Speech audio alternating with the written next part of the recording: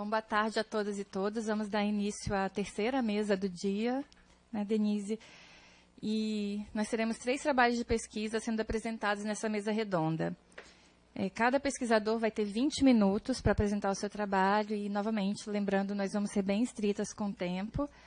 E, ao final, a gente vai abrir para o debate, para a plateia, para fazer perguntas sobre esses trabalhos desenvolvidos. Boa tarde. Vocês me ouvem?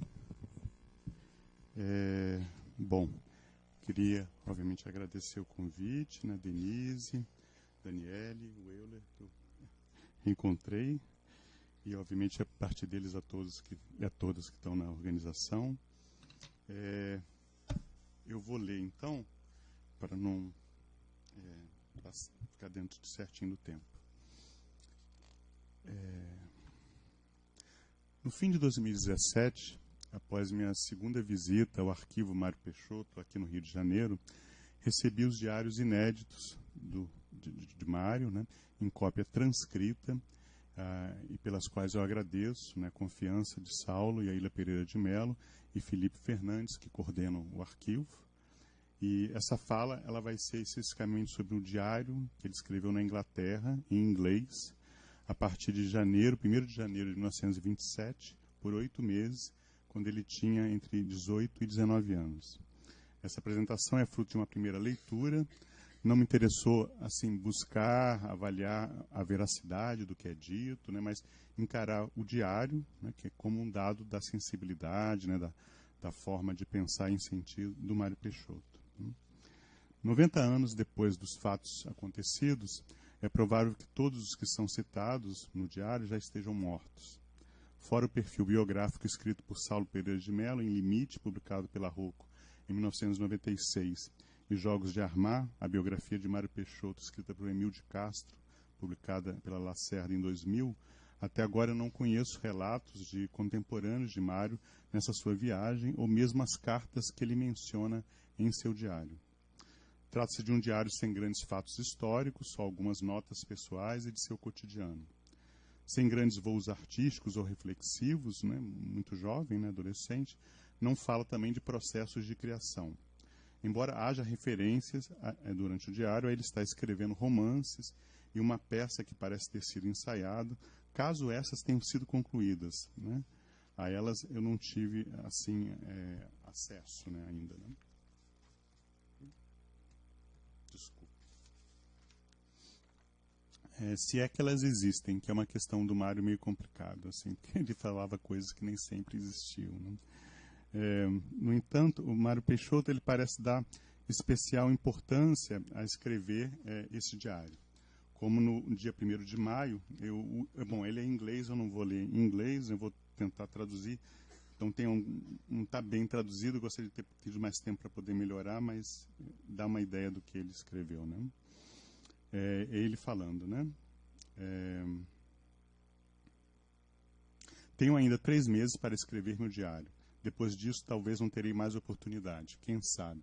O que será de você, Mário? E esse chamar a si mesmo em terceira pessoa faz parte do jogo de encenação de si que parece se estender por toda a sua vida.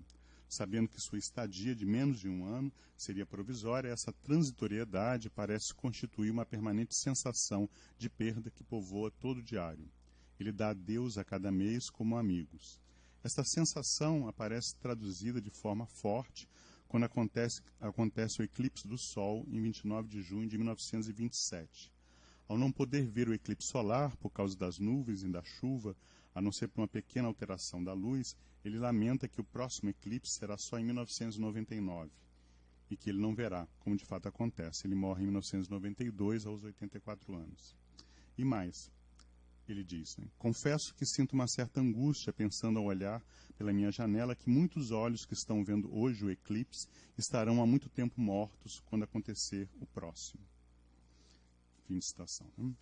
O tempo passando é uma experiência forte para este adolescente, no que parece ser a primeira vez que mora longe de sua família, como se traduzisse não só a pressa para voltar para casa, mas como se carregasse nele um homem velho, uma herança de um outro mundo que iria ganhar densidade no que faria depois, o que chamamos de uma sobrevivência anacrônica de uma ambiência decadentista e de uma sensibilidade dandy, que está vinculado a um certo grupo modernista associado ao Chaplin Club, que é considerado o primeiro cineclube brasileiro. Me interesso, além de Mário Peixoto, Otávio de Faria, Lúcio Cardoso, em especial, e a possibilidade hipotética de um circuito de intelectuais cosmopolitas, modernistas, católicos, portanto, em grande parte conservadores ou absenteístas politicamente, cronistas da Casa Assassinada, para usar a expressão de Sérgio Miceli, não só por vínculos de classe, mas pela percepção de mundo, queers interessados em narrativas da intimidade. Pela proximidade da sensibilidade, penso que a eles poderiam ser incluídos nomes como os de Cornélio Pena, Guilde, Ismael Neri e Murilo Mendes, para mencionar alguns artistas. Eles se distinguem tanto de uma herança interessada na formação de uma cultura nacional, tanto a partir de Mário de Andrade, quanto de uma linhagem antropofágico-tropicalista e do regionalismo nordestino dos anos 30, engajado socialmente, vertentes estas mais hegemônicas na história dos modernismos brasileiros. Ficaremos por hora com Mário Peixoto, neto de Joaquim José de Souza Breves, maior plantador de café do Império e mais ativo traficante de escravos de sua época, dono de 20 fazendas no sul do estado do Rio de Janeiro, quer dizer, praticamente todo o estado, metade do estado, praticamente. Então, aos 18 anos, ele parte para estudar, né, no Hopedale College, em Willingdon, que é próximo de uma cidade pequena também chamada Eastbourne, em East Sussex, no sudeste da Inglaterra. Esse college só para garotos, como era de praxe então, e que até agora eu não consegui identificar se ainda ele existe, né? Mas de todo modo ele fazia parte desse quadro, de uma escola de formação dos quadros da elite do Império Britânico, né? Então, nada poderia antever o que lhe aconteceria alguns anos depois. E não é isso que procurei. Ele era uma possibilidade, como muitos jovens, para exatamente o que o diário pouco sugere, e seria mesmo injusto querer achar de forma retrospectiva o diretor de Limite, o filme de 1931, que teve sua estreia no Chaplin Club, que é seu único filme concluído, e que será gradualmente alçado ao melhor filme da história do cinema brasileiro pela crítica. No mesmo ano, em 1931, ele publicou o seu único livro de poemas, Em Vida, Mundel, e em 1935, O Inútil de Cada Um, a primeira versão e primeiro volume do projeto de um roman fleuve meio proustiano, que lhe ocupará até o fim da vida, permanecendo até hoje em grande parte inédito, mas já digitalizado no arquivo Mário Peixoto, nas suas centenas de páginas. Isso é para quem, obviamente, para lembrar. Depois disso, ele não faz nada publicado em nenhum filme, só roteiros, enfim, versões, enfim. Então, para adentrar rapidamente no diário, que é o nosso interesse aqui, eu gostaria de olhar essa foto que vocês veem. Desculpe, eu não sou bom, né? É a primeira vez que eu estou fazendo trabalho com arquivo, então não sei bem como ampliar e fazer. Para vocês saberem, a fila de cima ele é o segundo à esquerda, né? Então, são os alunos, né, na primeira fila, e são os professores. Não sei se dá para identificar aqui e lá, são os dois amigos japoneses que ele cita muito. Você não tem muito mais referências assim de identificações, né? Então vou ler um pouco a partir daqui, né? Para adentrar rapidamente no diário, olhe uma foto de Mário Peixoto em Hopedale, que é uma foto. A gente sabe que ele ganhou uma máquina fotográfica de sua avó, mas a essas fotos ainda eu não tive acesso. Essa foto é uma foto conhecida, ela está é fácil de achar pelo Google, no YouTube, né? Quer dizer, no próprio catálogo aqui da Casa de Rui Barbosa, na exposição sobre ele, essa foto está, então, enfim, não é ainda uma descoberta, né? Neles, como eu falei, podemos identificar os dois amigos japoneses, Ide e Nietzsche, que são presenças constantes no seu diário. A única mulher presente é Mrs. Decombe, possivelmente é a governanta que ele cita. Os outros a gente não tem muita clareza de quem seriam, né? De todo modo, ele não só tirou fotos, mas ele enviou fotos à sua avó a partir dessa máquina, mas ele também se deixou fotografar num estúdio na Inglaterra. Tudo o que queria, ele diz, é causar uma boa impressão, como fascinado pelo mundo das estrelas de cinema. Ele diz, eu posei em diferentes posições, espero que ao menos uma delas fique razoável. Tudo o que quero é causar uma boa impressão para quem pretenda mandar minha foto. Farei uma ampliação dela. Ah, Mário, sempre o mesmo, infantil e cheio de imaginação. Isso não é bom para a vida real. realmente é uma tradução. Né? Ele reafirmará a importância da imaginação através do personagem, o inútil de cada um, em trecho registrado como se fosse um diário. Aí é o romance, né, citando. A realidade para mim não tem consistência. O que há de se fazer? Eu constato e tal, mas absolutamente não tomo parte. É como se não fosse. Não há dúvida que eu a vejo, mas só. E só me refiro a ela, mas aquilo não me penetra. É num tom ou no pensamento em que a gente se refere às coisas que não constam nem impedem porque não afetam.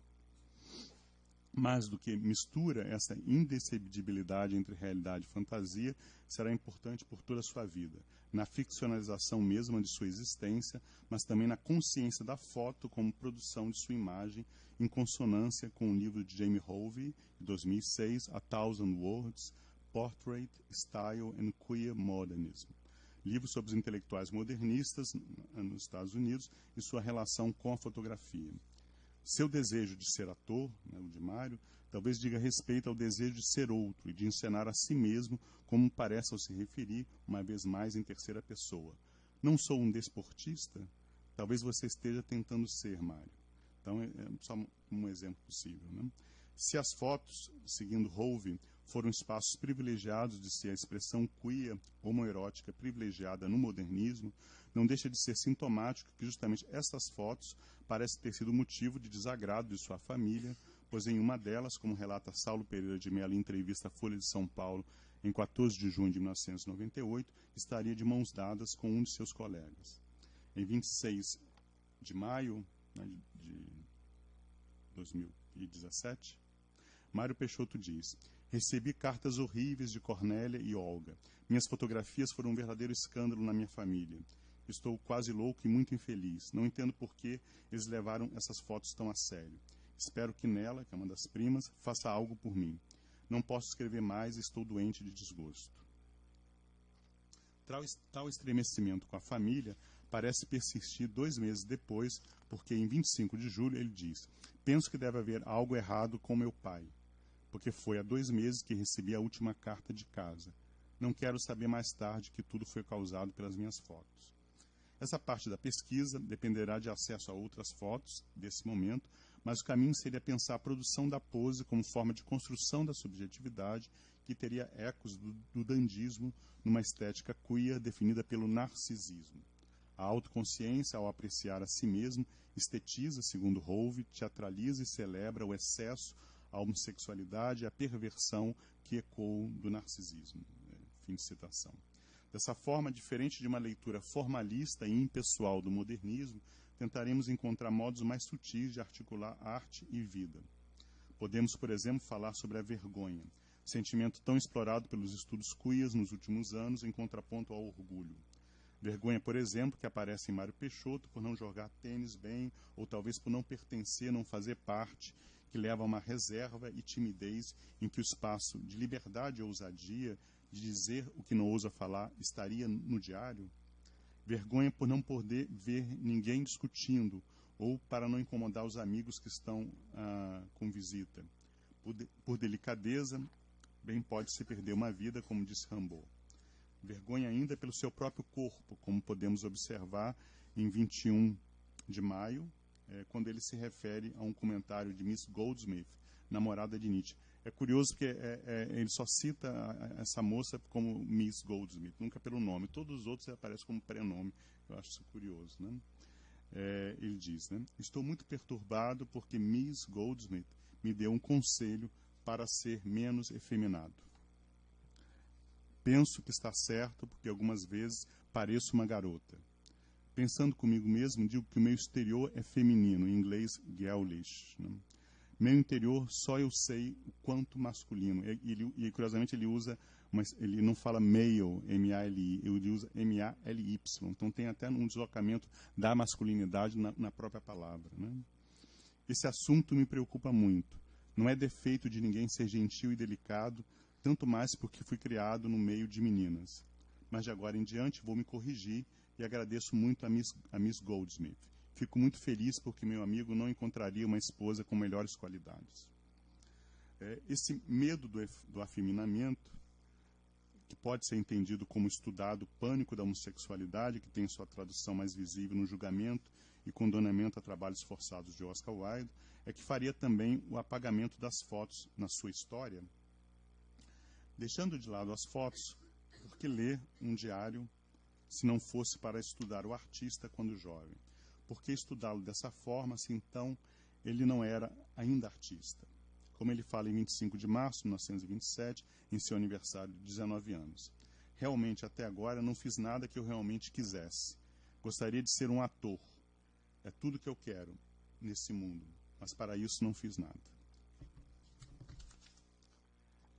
Mas diante do diário, por que não nos deixamos caminhar pelas incertezas, dúvidas trazidas por essas notas sintéticas feitas numa língua que ele não dominava, e talvez por isso ele pudesse falar o que ainda não conseguia em português? O diário seria um espaço estrangeiro quanto à Inglaterra, longe de sua família, mas talvez através do qual pudesse experimentar com mais ousadia o falar de si? Tá. No diário, ele tem o prazer de ter algo só para si. Então ele faz, vou pular algumas partes aqui, que são referências que ele vai citando essa imagem. E ele diz mesmo que esse sentido do diário para ele seria como uma forma de defrontar-se, né, com uma série de reservas. Né? Daí ele tem aqui alguns exemplos nesse sentido. Eu queria só citar talvez uma parte final aqui.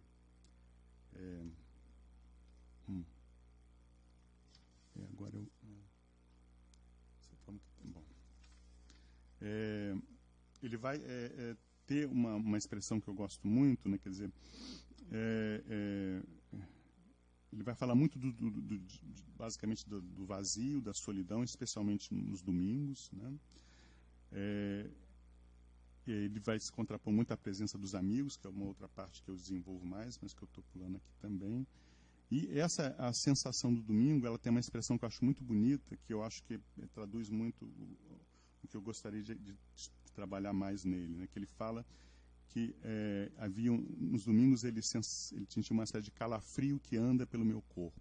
A cold shudder walks over all my body. Né?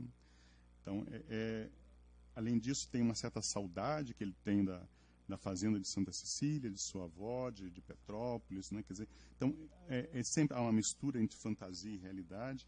O próprio período em que ele está passando, né, lá na Inglaterra, é visto assim: como disse antes, gosto de ver o tempo passando rapidamente. Estou num sonho e espero acordar só em junho.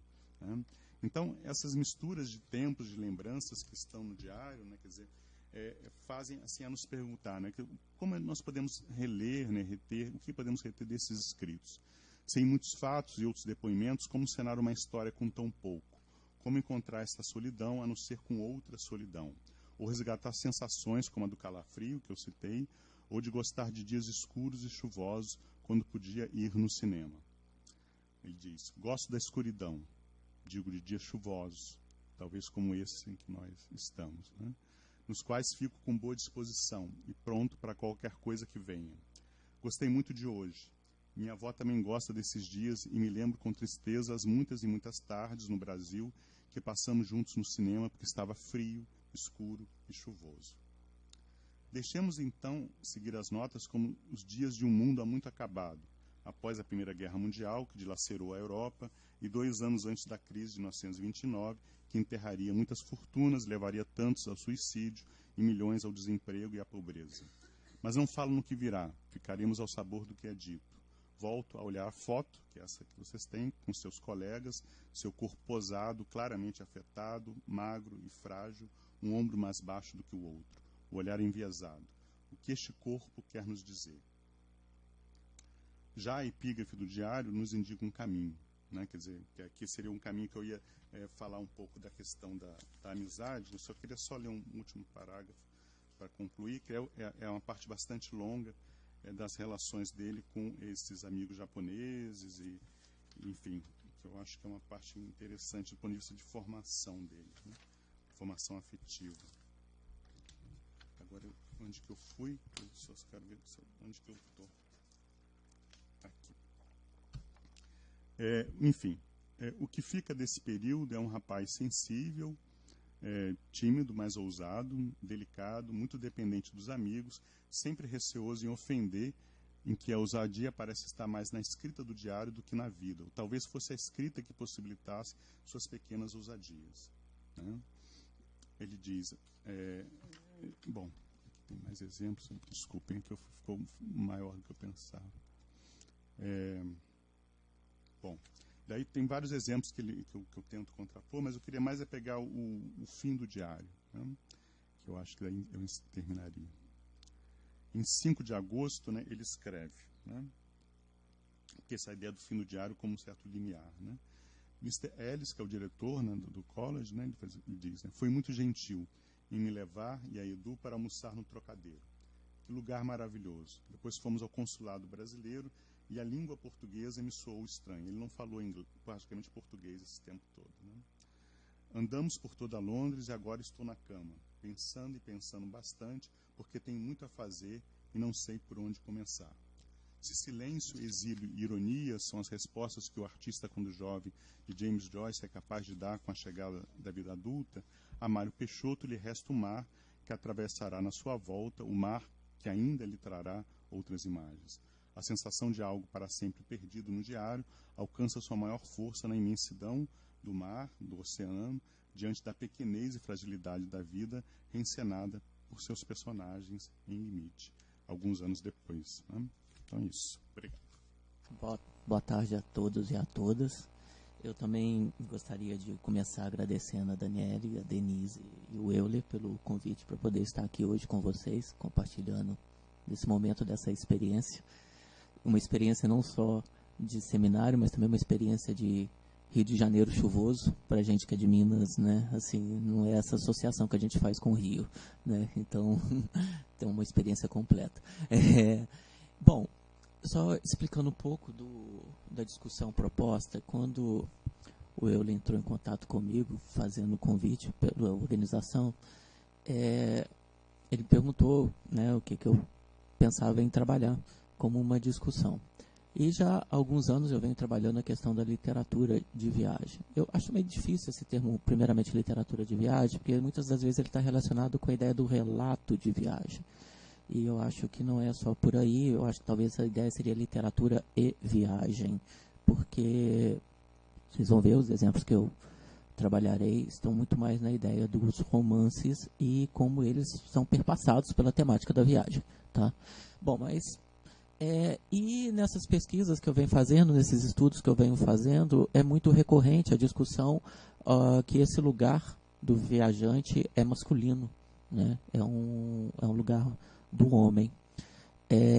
E vem algumas desconstruções sendo feitas, como, por exemplo, em relação ao formato do relato, o eurocêntrico sendo desconstruído pelos modernistas, fizeram isso já existe estudo também sobre o próprio Grande Sertão Vereda como sendo uma grande resposta dada para um viajante.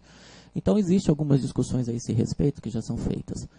E eu comecei a pensar que seria aqui uma oportunidade de começar a refletir com vocês sobre o papel de personagens que não são um homem. No caso, hoje, especificamente, é a mulher, mas essa discussão se expande também pela questão da criança, dos idosos, dentro da literatura de viagem, tá? Então, esse mas, obviamente, tem um apelo aí, né, de poder pensar um pouco nessa conjunção adversativa. Corrija se eu estiver falando errado, mas eu acho que é uma conjunção adversativa, tá? Bom, vamos passar. Depois que eu fiz o artigo, tá pronto, tá, eu? Depois que eu fiz o artigo, antes de montar a apresentação, eu fui para a internet buscar algumas imagens, vocês vão ver que tem muita imagem, tá? Mas antes disso eu falei, vou digitar no Google. Digitar no Google, imagem, para ver o que aparecia como a relação viagem e mulher. E foram algumas imagens que apareceram, obviamente é uma seleção minha, né? Então...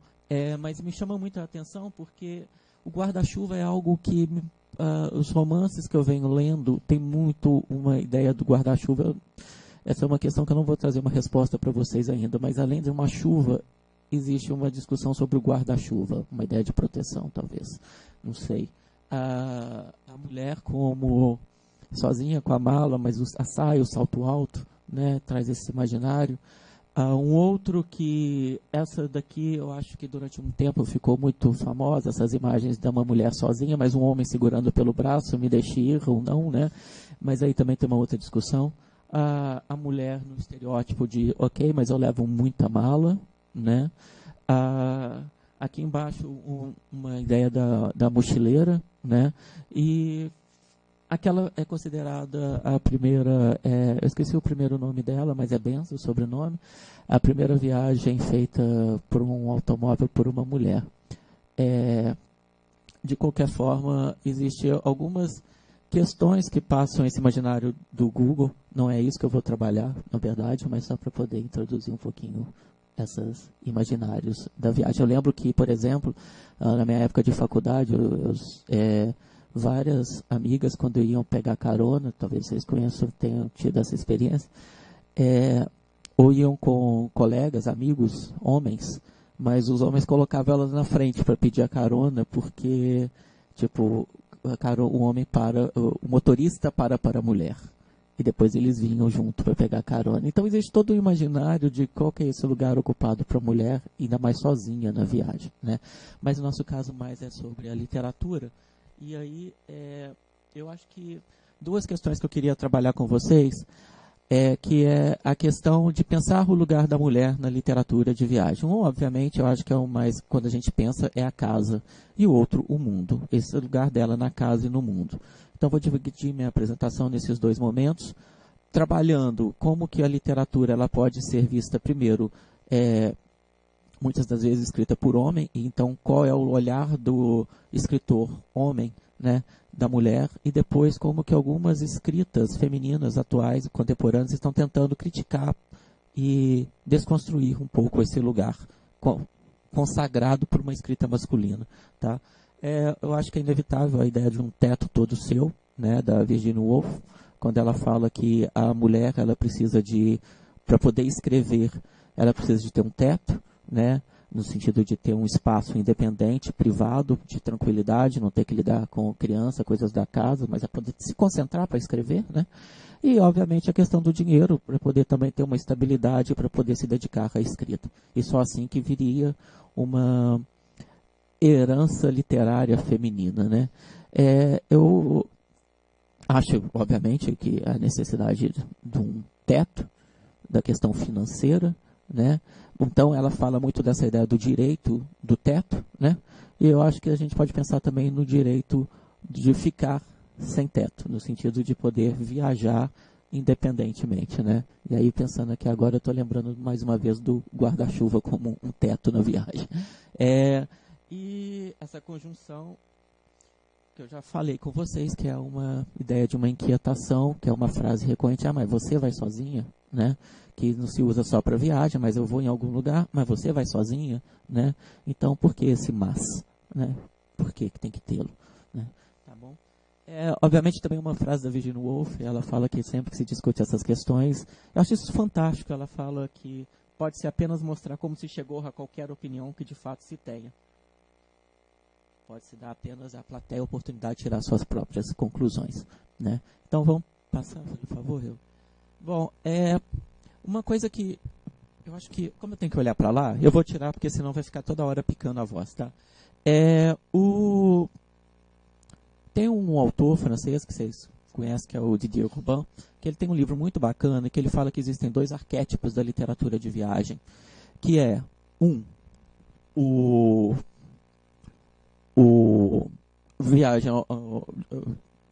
Robinson Crusoe, vamos começar porque fala primeiro do Robinson Crusoe tá? Que é o Robinson Crusoe e o Phileas Fogg, que são os dois grandes arquétipos de uma literatura de viagem. Vejam que são dois homens, né? Um representaria o Robinson Crusoe, a ideia do sedentarismo na viagem, viajar para ficar na praia, viajar sem se locomover, né? E o outro é o Phileas Fogg, que seria o viajante um pouco desvairado, aquele que quer ver tudo e fazer tudo. Um clássica concepção do estereótipo do turista, tá? Mas o que é interessante é que são dois homens que representariam, então, os dois principais polos de de uma literatura de viagem, né?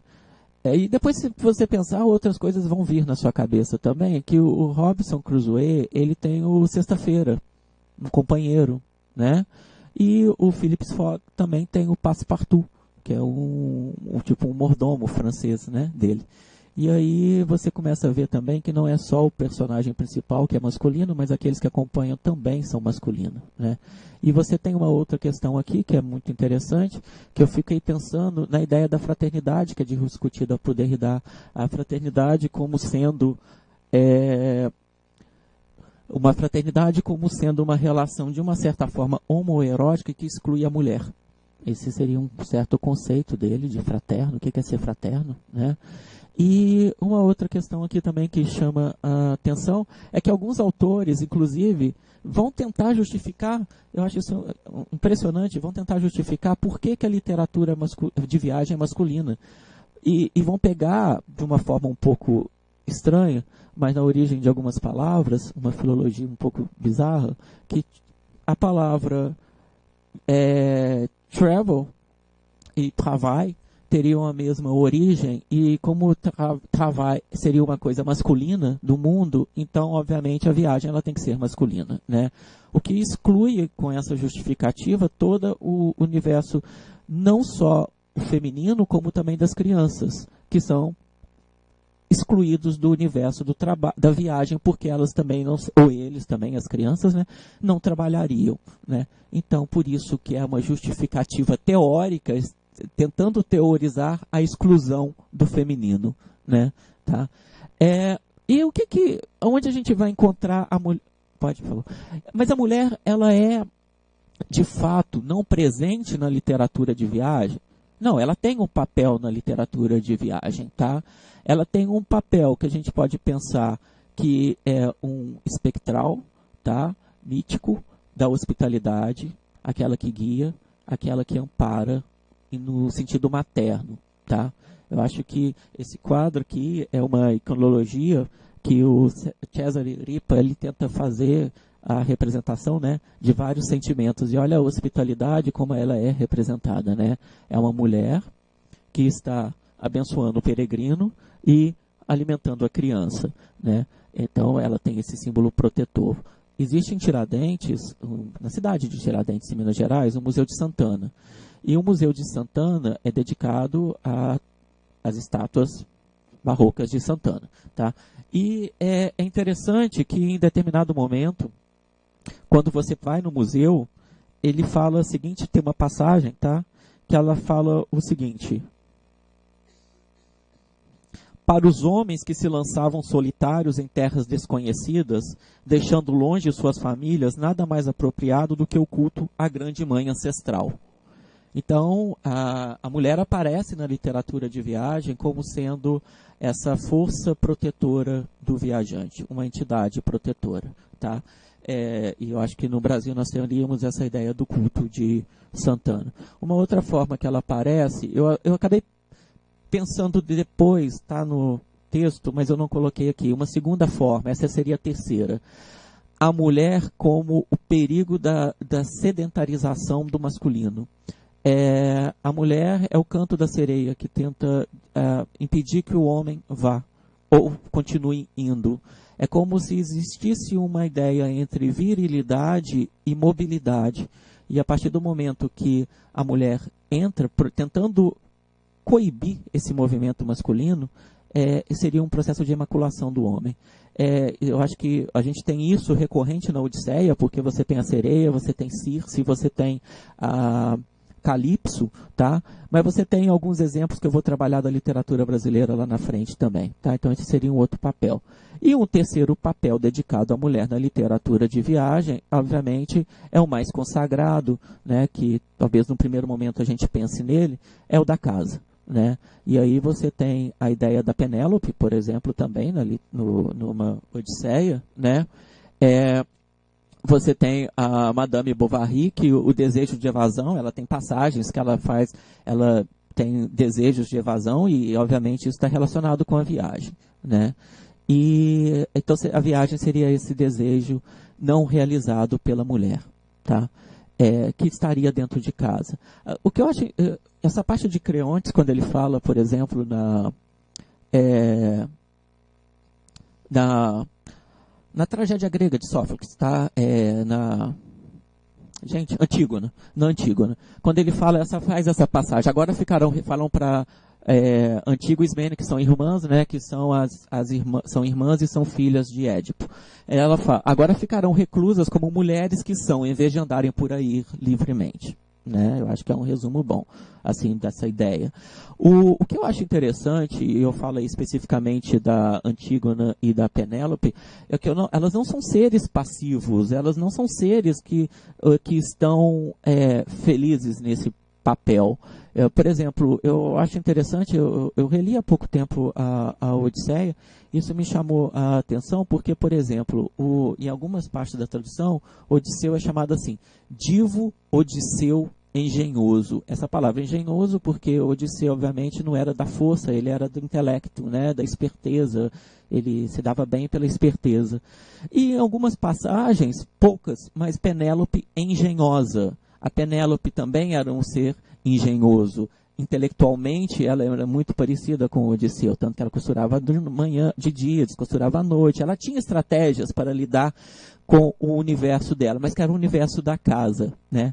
Enquanto Odisseu fazia isso no mundo, né? Tá? Na literatura hoje, eu penso nesses dois exemplos que são bastante interessantes de tentar desconstruir, mas criticando esse lugar da viagem. Não sei se vocês conhecem esse livro, Marta Batalha, A Vida Invisível, de Eurídice Gusmão. Eu, honestamente, acho um livro lindo, de uma poética maravilhosa. E ele não é sobre a viagem, é sobre o Rio de Janeiro e o papel da mulher dos anos 40 aos anos 60, tá? Mas ela tem uma passagem muito interessante que eu fiquei pensando, qual que é o lugar da viagem nessa narrativa dessas mulheres, tá? Desse período. E são duas. Uma, olha o que ela fala de Eurídice. Se Eurídice queria casar, porque Eurídice vai se casar, tá? Se Eurídice queria se casar, talvez. Para ela, o casamento era algo endêmico, algo que acometia homens e mulheres entre 18 e 25 anos. Tipo surto de gripe, só que um pouquinho melhor. O que Eurídice realmente queria era viajar o mundo tocando sua flauta. E ela não faz isso. Na verdade, ela fala, ela não tinha emprego, ela já tinha ido para a escola, e como preencher as horas do dia depois de arrumar camas, regar as plantas, varrer a sala, lavar a roupa, temperar o feijão, refogar o arroz, preparar o soufflé e fritar o bife? Porque Eurídice, vejam vocês, era uma mulher brilhante. Se lhe dessem cálculos elaborados, ela projetaria pontes. Se lhe dessem um laboratório, ela inventaria vacinas. Se lhe dessem páginas brancas, ela escreveria clássicos. Mas o que lhe deram foram cuecas sujas, que Eurídice lavou muito rápido e muito bem, sentando-se em seguida no sofá, olhando as unhas e pensando no que deveria pensar. É a ideia da solidão na casa, porque o homem saiu para trabalhar, as crianças estão na escola. E essa casa vazia, solitária, porque o que ela queria fazer, viajar, não era papel dela. Né? O interessante é que não é isso só, porque a irmã dela, que vai tentar fugir desse conceito tradicional, e que vai fugir para poder casar com o homem que ela amava, até ser abandonada pelo homem que ela amava, e ter um filho e virar mãe solteira, tá? Ela tem que se justificar perante uma sociedade porque que ela tem um filho e não um marido. E o papel que ela vai ocupar para isso vai ser o papel de a viagem. Tudo aconteceu na viagem. Porque cadê seu marido? Morreu numa viagem. Então a viagem é uma forma de tentar regularizar aquilo que ela não viveu, tá? E na Miniaturista é uma tragédia do século XVIII, tá? Em que a irmã, o irmão, ele viaja para tudo quanto é lado, enquanto a irmã fica em casa. E essa casa dela, o quarto dela, é um arquivo, é um segredo, em que você tem todas lembranças de viagem que o irmão traz para ela e que ela não pode ir. Então ela tem mapas decorados, ela tem ossos, plantas, ela tem vários objetos, tá, que ela não pôde pegar por si. Então ela teria pelo marido, pelo irmão, desculpa. Ela acaba se envolvendo com Otton. Otton é um servente, é um serviçal negro do irmão, tá? Em que, em segredo, ela vai ter um filho dessa relação e acaba morrendo no parto, tá? Então, são algumas formas de literatura que tenta criticar esse papel da ausência da viagem, né? E como que a mulher gostaria de estar e ela não está nessa situação de viagem. Já finalizando, se a Penélope é esse exemplo de qual é o lugar da mulher na viagem, aliás, educar para que ela fique em casa, sabiamente em casa, esperando, é interessante que nós temos a Helena de Troia. A Helena de Troia ensina como não se comportar. Helena de Troia não foi raptada, ela fugiu, né, para Troia. E tem uma passagem muito boa que ela fala o seguinte: no tempo em que vós, os arquivos são os gregos, né, lutaste sobre as muralhas de Troia por causa da minha insolência. Então ela se considera insolente. E mais na frente, Odisseu fala: por causa de Helena, muitos homens morreram. A mulher, se viajar, ela tende, numa literatura masculina, a causar a desgraça não só dela, mas também dos homens que a circundam.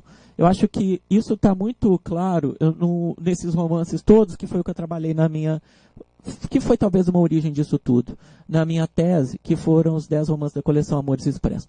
Se você me perguntar assim, qual que é uma grande conclusão que você chegou nisso, foi o seguinte: eu analisei 17 personagens, tá? A divisão entre homens e mulheres dos personagens, até que é relativamente parecido. São todos romances escritos por homens, tá? E aí você vê de todas as mulheres, todas as personagens femininas em viagem morrem. Só 2 que sobrevivem, mas mesmo assim uma sofre um aborto. O problema é que quando você pega os homens, todos sobrevivem. Mas o problema é o seguinte: essas mulheres não causam só a desgraça delas, elas também causam desgraças dos homens, porque esses homens, eles sobrevivem, mas eles ficam desamparados, porque normalmente o trajeto é o seguinte: a mulher foi inconsequente para algum lugar, por alguma vontade. Ela vai se ferrar lá, desculpa o palavreado, e vai sobrar para o homem ir atrás dela para poder salvá-la. Só que chega lá, ele não encontra essa mulher, porque ela está morta ou ela desapareceu. Não há o velório, não há o corpo. Então também há uma questão da ausência do corpo, tá? E o homem fica desamparado. Então, essa mulher, ela não causa só a desgraça dela, mas também dos homens. São seres inconsequentes. É a Eva, é a Penélope, tá? É interessante que, se você vê, isso foi uma análise que eu sou muito visual, eu preciso de ver as coisas. Aí eu fiz a visualização, vou passar rápido. Olha só os homens, como é que eles movimentam muito linearmente. Pode passar, por favor. Isso é tudo homem. Tudo muito assim, linear. Olha o movimento feminino dessas mulheres. Pode passar. Olha só, como é que elas movimentam muito mais. Olha isso.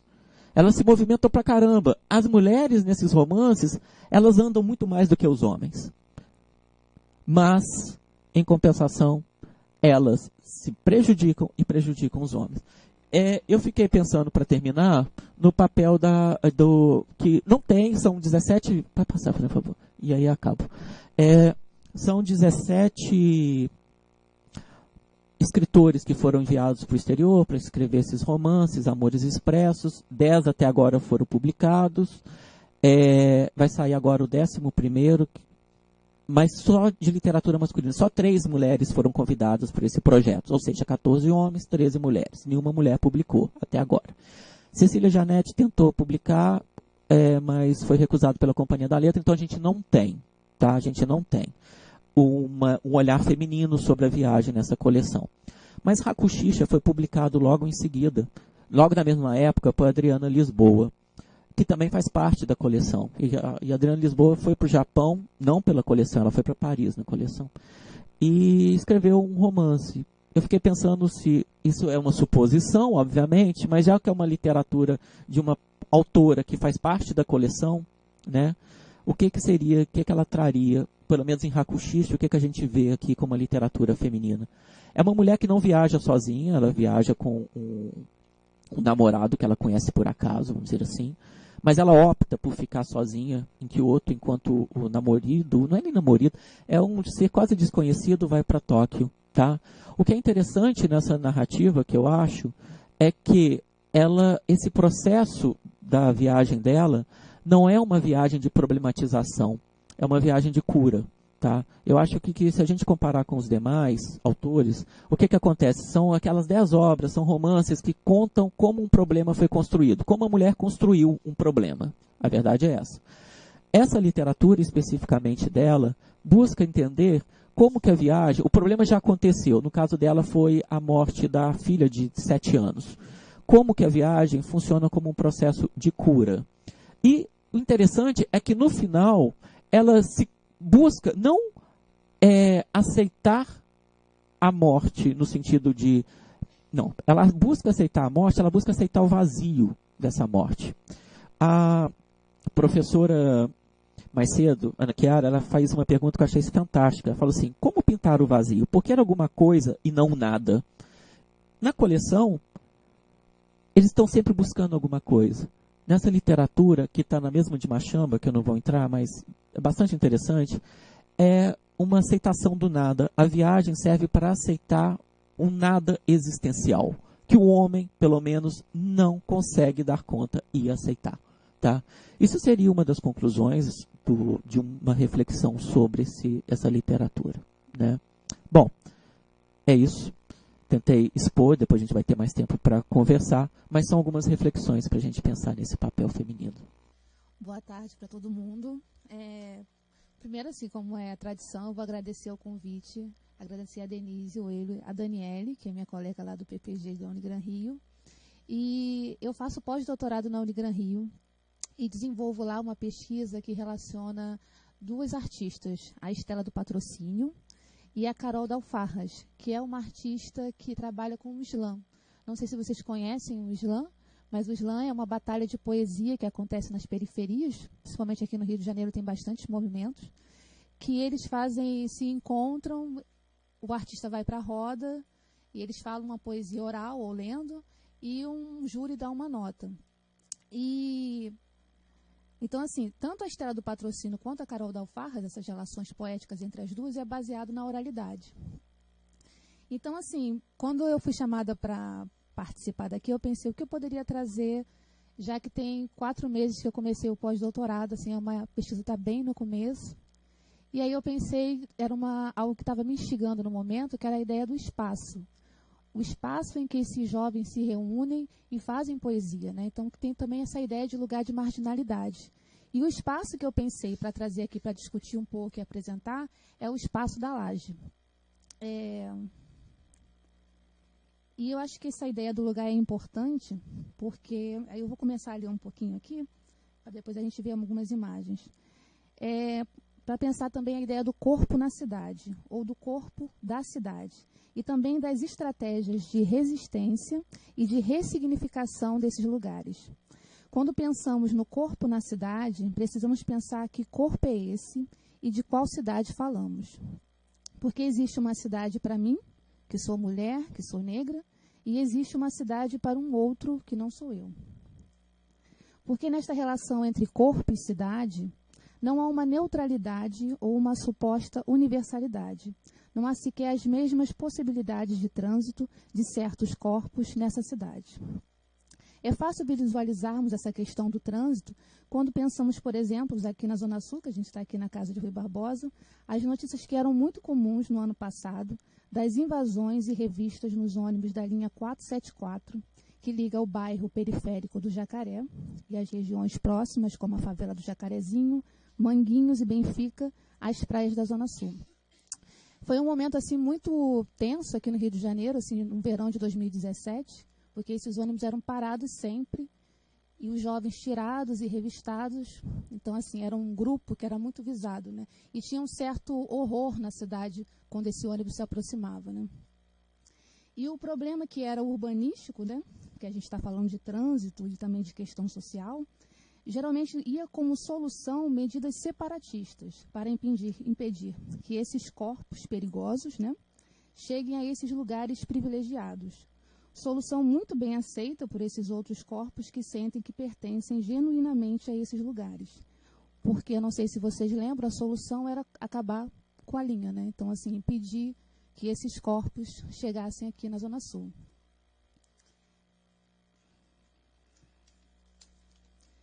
E esses corpos jovens, negros em sua maioria, transitam sob o olhar atento das câmeras, dos seguranças, dos moradores alertas e assustados. É o visível tornando-se extremamente visível.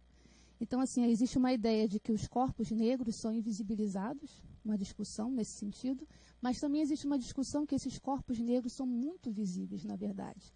E a ideia é que quando eles entram nesses ambientes que são privilegiados, eles se tornam mais visíveis ainda. Visíveis e perseguidos também, né? Por isso essa ideia das câmeras, dos seguranças. Dessa forma, é óbvio que a hostilidade a esses corpos perigosos, e aí eu falo perigosos no sentido assim, não que esses corpos, todos os corpos gerem perigo, mas é o perigo que esse outro sente em relação a esse corpo, ou seja, um corpo potencialmente perigoso. Esses corpos perigosos e visíveis, dentro de sua própria invisibilidade social, organizem estratégias de sobrevivência e convivência a partir de transformação de seus espaços em lugares mediados pela afetividade. A abordagem por meio da geografia humanística foi fundamental nessa parte da pesquisa para transcender os aspectos meramente físicos e espaciais. O geógrafo sino-americano Yi-Fu Tuan diz que um lugar é um conceito que nasce na vivência do espaço, e esses espaços tornam-se lugares quando há uma relação de afetividade pelo elo entre as pessoas. Como criar relações afetivas e efetivas em espaços hostilizados com corpos hostilizados? Michel Foucault nos diz que, onde há relação de poder, há sempre resistência. Nunca somos pegos na armadilha pelo poder. Sempre podemos modificar-lhe o domínio, em determinadas condições e segundo uma estratégia precisa. Diante do recrudescimento que usa a brutalidade e a própria paisagem urbana para dividir a cidade, nós temos então o túnel, nós temos o muro, nós temos o asfalto, né, a ideia de morro-asfalto. A arte do Islã tem surgido como forma de resistência. Ataques poéticos em transporte público, batalhas em praças públicas, eventos, mas o que se destaca dentro da perspectiva de uma ressignificação é o grupo Islã Laje, que realiza suas batalhas de poesia no Complexo do Alemão, na laje da Casa Brota. A laje possui muitos significados para a sociedade e para a sua comunidade. Pode ser um ponto estratégico de observação e controle do tráfico de drogas, que permite uma visão ampla e privilegiada de acessos e movimentos suspeitos. A laje, dessa forma, cumpre seu papel no espaço de guerra urbana em que estamos há mais tempo do que imaginamos. A laje também é espaço de entretenimento para moradores que utilizam para este fim, pela impossibilidade das ruas estreitas das comunidades. Tinha uma outra coisinha. A laje é quintal. A laje é também espaço de visibilidade dos corpos. Recentemente, a cantora Anitta utilizou o espaço como locação de seu clipe, reproduzindo um costume das mulheres, em especial das comunidades, de se bronzearem nas lajes fazendo uso de fita adesiva. Esse clipe, assim, teve bastante polêmica, né, que ele foi discutido tanto por professores universitários, por feministas, por pessoas que odeiam a comunidade. Então, assim, foi um debate bem acalorado. E o clipe foi discutido extensivamente nas redes sociais, atravessando questões feministas de nacionalidade, né, porque fazia menção à ideia do tráfico do corpo, né, a ideia de vender um Brasil relacionado com prostituição ainda, e também a ideia de empoderamento feminino, que também trouxe essa discussão, reforço de hipersexualização das mulheres brasileiras para o mercado exterior. A laje, nesse trabalho musical, era a reprodução de muitos lugares comuns que a sociedade tem do espaço. Pensando nessas questões, como a laje pode surgir como espaço de resistência desses corpos potencialmente perigosos? Assumir que o local do jovem periférico e a laje é o gesto de resistência? Na contramão do movimento dos ataques poéticos, que invadem o espaço hostil a esses corpos e oferecem arte, como permanecer na laje é resistir à cultura separatista dessa nossa cidade dividida. E é interessante que esses grupos eles usam muito o vocabulário relacionado à guerra, né? Então você tem assim o fuzil é a minha poesia. Ataques poéticos, eles entram no trem e gritam, um ataque poético. Aí todo mundo se assusta, né? E aí eles falam um poema. Então, assim, tem essa ideia assim, de que eu sei que o meu corpo é perigoso e eu uso isso como uma forma de arte também, né? A resposta, né, para isso está em ressignificar, em subverter a cartografia dos espaços. O slam laje é um convite para que o asfalto suba a laje. O movimento pela visibilidade das redes consegue a cada edição que grupos de diferentes origens façam com que esse espaço, na concepção do Futuan, torne-se lugar pela criação desse sentido de afetividade e elo entre as pessoas. Aí eu vou ler aqui um trechinho, que é do Lef, para falar um pouquinho sobre essa ideia do habitar e do habitar, né? Não sei se está por aí, tá bom?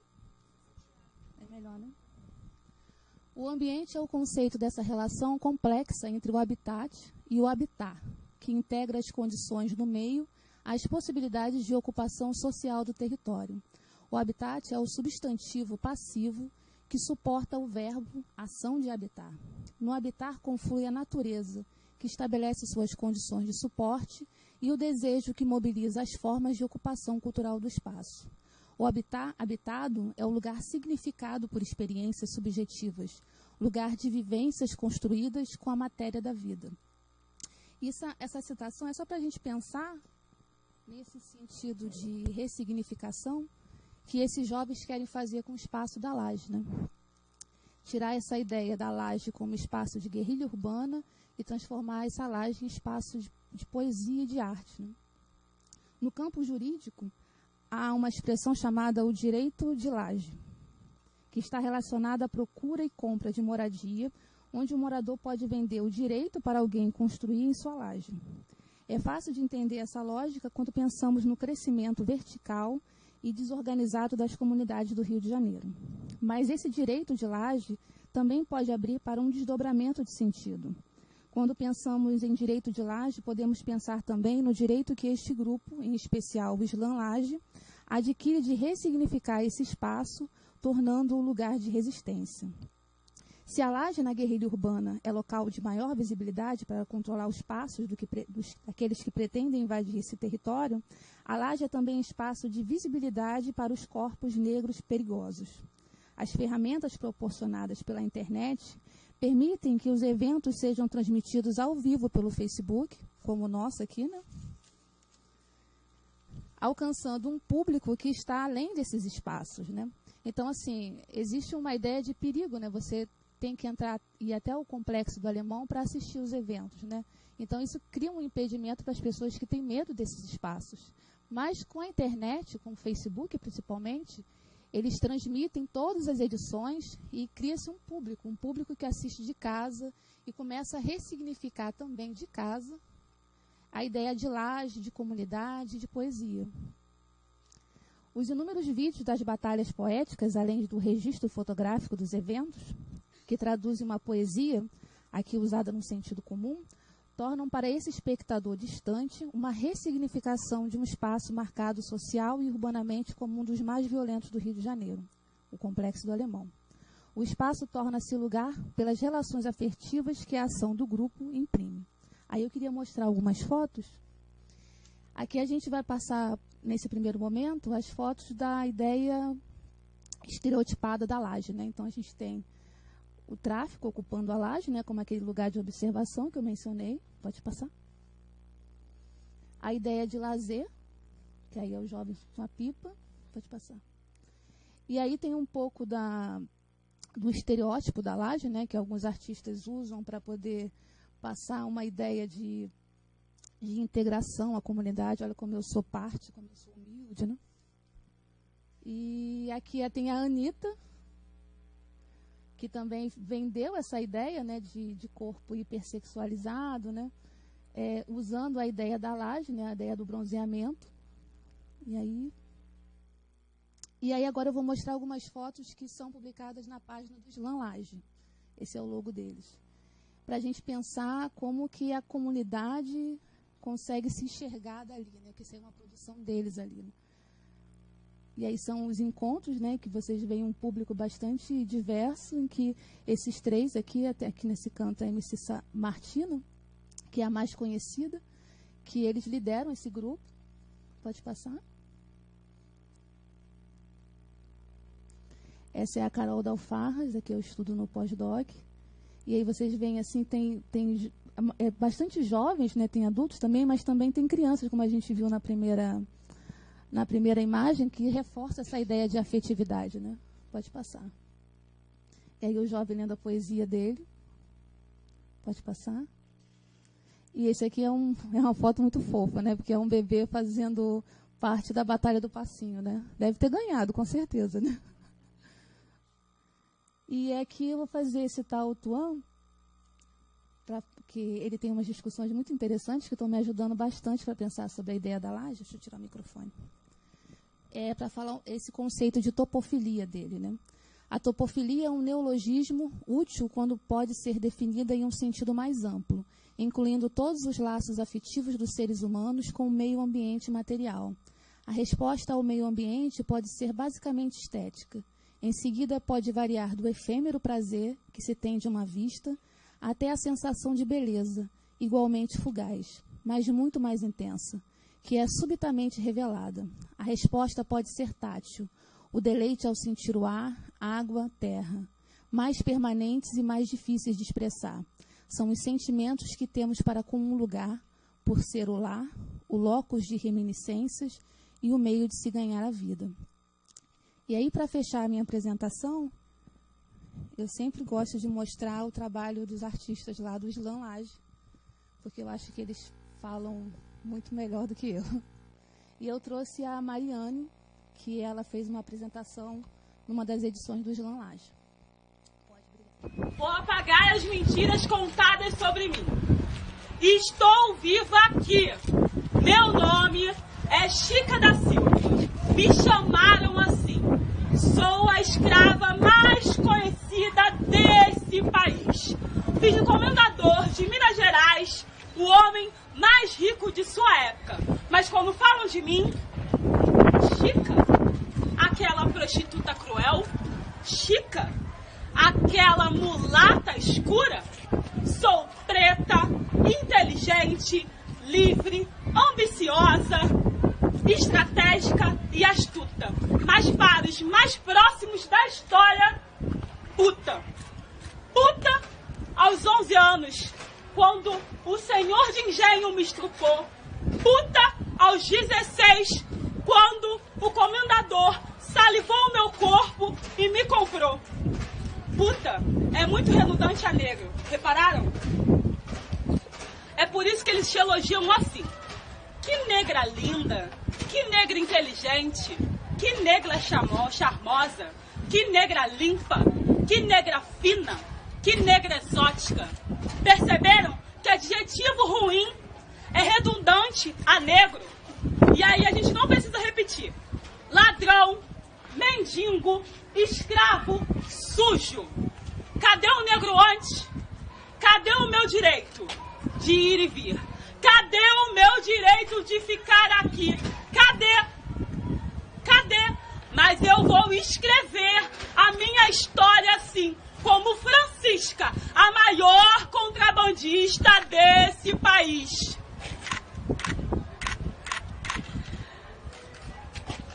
Seu segurança, eu vou assistir a aula aqui. Pode ficar tranquilo, calma, policial, que eu não tenho drogas. E seu vendedor, eu vou pagar tudo. É assim que eu vou escrever a história sobre mim, como Francisca da Silva. Ela veio das costas das Minas. Hoje, como a gente pode chamar de Papa Guiné. E é assim que eu vou tirar o seu racismo de mim. É isso, gente.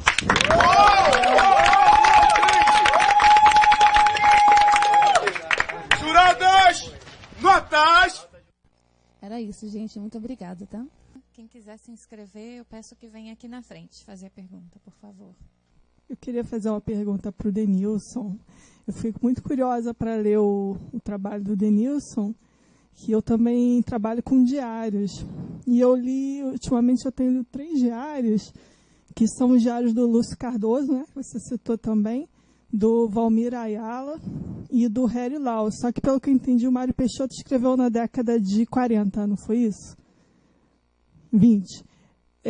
E conforme você foi falando, eu percebi, assim, muito superficialmente, né, porque eu não li seu trabalho ainda, algumas características assim, comum com esses outros diaristas, né? A questão da amizade, a questão do corpo, da solidão, da angústia.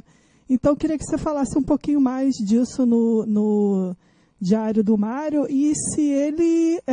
porque esses 3 diaristas com os quais eu trabalho, os 3 homossexuais, né? Mas eles não se referem, apesar do Valmir ser o mais assumido no diário dele, eles não se referem, né? Eles falam muito da angústia deles, né? E como é que o Mário, pelo que eu entendi, ele aborda mais esse assunto. Então, eu queria que você falasse um pouquinho sobre isso. Eu vou fazer a pergunta. Esqueci seu nome, perdão, Roberto. Humberto, eu vendo que você está falando de literatura, eu trabalhei com filme de viagem no meu doutorado, né? E achei interessante esse paralelo, porque assim, nos filmes de viagem também há uma hegemonia muito grande, né, do personagem masculino, né? Um levantamento que eu fiz sobre filme de viagem no Brasil e na América Latina, né? A gente, na verdade, América Latina mais do que o Brasil, a gente tem uma predominância de personagem masculino. E aí eu queria, assim, me interessou bastante, queria saber quanto, assim, se você está fazendo um recorte mais temporal de século XX, de século XXI, tal, na sua pesquisa, nesse levantamento que você está fazendo, para ver essas diferenças, né, entre os personagens, porque quando você recupera a ideia de viagem com os arquétipos masculinos, né, você citou 2 aí que o Didi Huberman coloca, mas a gente sabe Don Quixote e todo o resto, né, são emblemáticos, e de fato a gente tem poucas referências à mulher, né, como na viagem. E agora a gente tem realmente esse boom, né, e sempre nessa vertente de cura, né, que inclusive são diários, são filmados, a gente tem isso. Então eu queria que você falasse para mim um pouquinho mais dessa questão do recorte temporal, né, quer dizer, exatamente em que ponto que você está colocando. E para você, que trabalho super bonito, né, lindo, eu me lembrei um pouco, não sei se você conhece, eu sou de São Paulo, se você conhece o Cooperifa, né, que é um movimento assim, já bem mais antigo, né, ele é do final, acho que é dos anos 90 que começa, talvez no começo dos anos 2000, não antes, é 90 mesmo, no final dos anos 90. Queria saber se você conhece também esse material, que não tem esse viés tão posicionado, né, de gênero, de raça, né, ele é muito mais, porque São Paulo é muito diferente do Rio, né, São Paulo, a ideia da periferia, ela se sobrepõe, no certo sentido, mais do que a questão racial e a questão de gênero, pelo menos abarca, né, porque a questão do social é muito mais pesada, até pela geografia da cidade, né, a periferia em São Paulo, ela está, até um tempo atrás, ela era bem geograficamente determinada. No Rio não, porque você tem os morros caindo na tua cabeça, quer dizer, você está atravessando, quem é paulista sente isso de uma forma mais presente. Então, eu queria saber isso de você, se você conhece esse material, se você pensa em fazer algum tipo de paralelo, ou se você está só se concentrando aqui no exemplo que você trouxe. Tem uma pergunta para o Humberto e uma para a Fabiana. Humberto, pensando na questão da viagem como evasão, como fuga da segurança em busca do desconhecido, né, do risco, você percebe no seu estudo também a questão do risco para a mulher? Porque algumas vezes eu vi que você encontrou uma representação da mulher como risco para a ordem masculina, né? Se ela fosse viajar também, ela estaria tirando o papel do homem, ela estaria se infiltrando no mundo do homem. E a questão do risco para a mulher, sabendo que mulher está sempre, por ser mulher, sujeita a uma série de violências que a ordem masculina inflige a elas. E para Fabiana, voltando à polêmica do clipe da Anitta, você acha que quando artistas como a Anitta ou a Preta Gil, quando elas fazem esses usos do corpo nos clipes delas, elas estão se apropriando da linguagem popular por uma questão mercadológica, ou isso tem algum valor também de dar visibilidade a essa ideia de vou usar meu corpo como arma, como atentado ao pudor? Bom, eu acho que tem uma diferença, né? Talvez, bom, eu conheço os diários do Lúcio Cardoso, dos outros, do Harry Laus, do Valmir Ayla, eu não conheço, né? Mas do Lúcio Cardoso, salvo engano, você me corrija, né? Quer dizer, foram diários publicados em vida, né? Quer dizer, eu acho que tem uma coisa, né? Eu acho que reflexivos, assim. Bom, esses que eu estou trabalhando não foram publicados, né? Quer dizer, nem em vida, nem atualmente, né? Então acho que já dá uma certa diferença, né? Quer dizer, assim, em termos de... Porque o diário é sempre uma coisa problemática quando envolve histórias, né, de pessoas existentes, né? Em princípio, o diário você não faz para publicar, né? Você fala para você mesmo, ao menos num ponto de partida, né? Claro, existe o diário de escritores, que você vai falar de processos, né, de criação, mas aqui, digamos, é um diário muito convencional, muito confessional, de um adolescente que está fazendo, antes de ter escrito qualquer coisa, né? Então, talvez por isso tenha uma certa diferença, né? E aí eu acho que essa experiência da corporalidade, da amizade, né, e o fato dele estar fora e estar falando uma língua que não é a dele, e eu acho que o uso de uma língua também que não é a sua, talvez possibilita que ele falasse coisas que talvez ele não conseguisse falar em português. Isso é uma hipótese que eu tenho. Não sei, essa ideia do deslocamento, né? Deslocamento geográfico, deslocamento cultural, né? Essa experiência longe da família, longe das redes da família, né? Quer dizer, quer que eu fale mais alto? Só aproximar? Tá bom.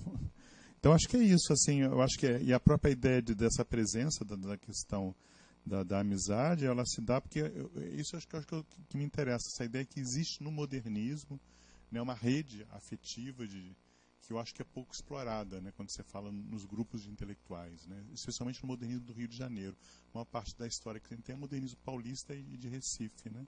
Então a gente esquece que também e essas redes passaram por uma experiência que tem a ver com uma certa homossociabilidade, né? Em especial dos chamados católicos. Isso é uma contraposição da época, né? Nos anos 30 e 50, eram os católicos versus os nordestinos, né? Os católicos eram de direita, eram intimistas, né? Quer dizer, e os nordestinos, mesmo que não fossem nordestinos, eram mais de esquerda, né? Quer dizer, e essas questões estão nos católicos, não estão em geral nos ditos nordestinos, né? Então acho que tem interesse a ideia de redes também, que eu acho que o estudo dos diários e de cartas pode ser interessante, né, para isso. Bom, obrigado pelas perguntas. Vou começar pela questão do recorte. Eu estou, nesse momento, pelo menos, privilegiando a literatura, especificamente, de preferência, não necessariamente, brasileira contemporânea. E aí eu vou explicar por quê.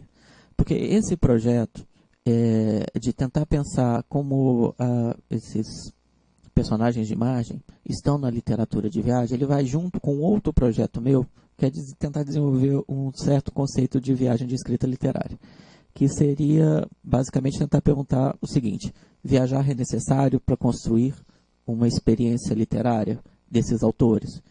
E aí é por uma facilidade de pesquisa, porque eu tenho esses autores vivos, entende?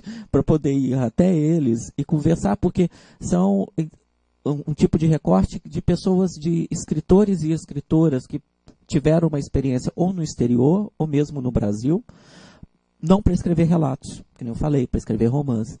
Então, por uma questão de facilidade mesmo de fazer esses dois projetos andarem em conjunto, eu estou focando na literatura, que nem eu falei, de preferência brasileira, mas contemporânea. Depois que eu tiver já mais mapeado essa questão da experiência de viagem, né, já tiver um arcabouço teórico e essa questão melhor resolvida, aí eu pretendo fazer um sentido contrário, né, indo mais em direção talvez ao início do meados do século XX, né. É claro que vira e mexe você dá uma pincelada lá, aqui, em algum exemplo e tudo, mas o meu foco mesmo está sendo nesse momento nisso, por causa da estratégia do outro, entendeu? Respondi? Tá. E a questão uma boa pergunta até, sobre a mulher é um risco para o homem, né? E qual é o risco que a mulher corre, né? Bom, como eu disse, o risco principal é morrer ou ficar na dúvida se ela morreu ou não, porque ela desapareceu, né? O que eu sinto nessa literatura é o seguinte: o risco que ela corre é de não se adaptar ao exterior. São todas, pelo menos nesses exemplos que eu estou trabalhando, né, são todas mulheres que não estão na narrativa integradas com esses locais para onde elas vão. Eu acho que um exemplo clássico disso, por exemplo, é a Iolana, no Único Final Feliz para uma História de Amor, é um acidente, do Cuenca. O tempo todo ela é uma europeia no Japão e toda hora ela é colocada como corpo ou grande, de roupa esquisita, que tenta vestir igual japonesa e não se dá bem. Então ela é um ser desengonçado numa terra, que nem ele fala, um ser alto desengonçado numa terra de anões e de crianças. E no final ela vai morrer num acidente de trem, né, de metrô. Então, assim, é sempre uma relação, o perigo está relacionado com a não adaptação ao local. Ou querer mexer demais no local, porque você tem, por exemplo, a Camila que vai para Havana e ela desaparece. A suposta ideia é que ela está fazendo um documentário e foi pesquisar demais sobre Cuba. E aí isso acabou ela sendo... Ela foi calada, tá? Por determinada... subentende que o governo cubano a calou. Então, é sempre essa questão da não adaptação. E um último exemplo da transexual Cleo, do fundo do poço se vê a lua, né? Ela é uma transexual brasileira que vai para o Cairo porque ela tem uma percepção de que que o Egito seria, tipo assim, onde ela encontraria a sua verdadeira espírito, alma feminina, porque a redesignificação sexual ela já tinha feito no Brasil antes de viajar. E lá ela se passa o tempo todo como mulher, tá? Ela não fala da questão da transexualidade dela, até que ela é descoberta e ela é estuprada por vários homens até morrer e ser jogada no fundo do poço, no meio do deserto, para não ser encontrada. Essa parte era até muito forte do estupro, porque ela fala o seguinte: eu já tinha feito toda a operação redesignificação sexual, eu já tinha feito a operação para colocar mamas, e na hora do estupro, a única coisa que me faltava, que era o sangue escorrendo entre as pernas, aconteceu. Então é muito pesado. Mas veja, são todos construtos masculinos, né? São todos autores, homens, fazendo essas escritas. Então você vê aí nesses exemplos que o perigo está relacionado com essa não adaptação ao exterior, a uma outra cultura, a um outro não saber transitar ou transitar mal por ele, né? E só fazendo um paralelo com a Adriana em Lisboa, que Hakushicha, a Célia, ela fala o tempo todo: eu não me adapto ao Japão e eu não quero me adaptar ao Japão. Ela vê a não adaptação no Japão como não um problema. Ela tem passagens disso. Ela se sente em paz em não estar adaptada, tá? Eu respondi? Então tá bom. Começar respondendo você.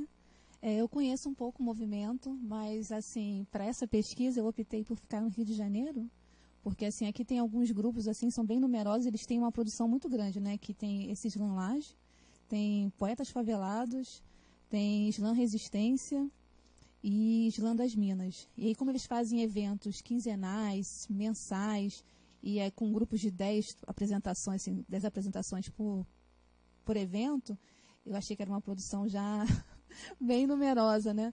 E aí eu acho que tem essa peculiaridade do espaço também do Rio de Janeiro. Eu acho que eu me sinto bem conectada para poder pensar essa questão geográfica, cultural do Rio de Janeiro. Assim, acho que São Paulo seria para um outro momento. Assim, até porque eu acompanho assim, esses grupos de slam em vários estados, né? Mas acompanho como fã, admiradora, assim, não nesse sentido de pesquisar mesmo. E a Anitta sempre gera polêmica, né? Eu acho que a questão da Anitta, assim, ou daquela foto que eu mostrei da Preta Gil, eu acho que não é uma questão de apropriação, porque apropriação é um termo muito complexo, assim, para falar sobre esse clipe e essa imagem, né? Porque envolve questões do movimento negro, de apropriação cultural. Mas eu acho, assim, que ele traz uma ideia muito unidimensional da questão da comunidade e do morador. Eu acho assim, tem um exemplo bem recente de um clipe que saiu da Carol Conká, que se chama Cabeça de Negro, que ela faz uma versão da música Cabeça de Negro do Sabotagem. E nesse clipe tem uma visão da comunidade, da favela, bem diferente, assim, porque a gente tem as outras dimensões da favela. E eu acho que no clipe da Anitta, assim, não critico a questão do entretenimento, porque eu até gosto, né? Mas falo da questão de levar uma imagem que é a imagem que a gente já conhece, estereotipada, da comunidade, do morador, do corpo sexualizado. E eu acho que a questão do corpo como um instrumento de empoderamento, ele pode ter, né? Mas eu acho que nesse caso, por ser na comunidade, eu acho que traz só uma reprodução do estereótipo, sabe? Não sei se... Bom, encerramos aqui as atividades de hoje do colóquio Narrativas do Eu na Literatura e na Comunicação, Gênero, Afetos e Produção de Sentidos. A UERJ, a Unigran Rio, a UFRRJ e a Casa de Rui Barbosa agradecem a participação dos palestrantes, dos convidados e do público. Aguardamos todos vocês amanhã, a partir das 10 horas. Iniciaremos o dia com a mesa redonda Territórios, Memórias e Corporeidade. Obrigada a todos pela presença e até amanhã.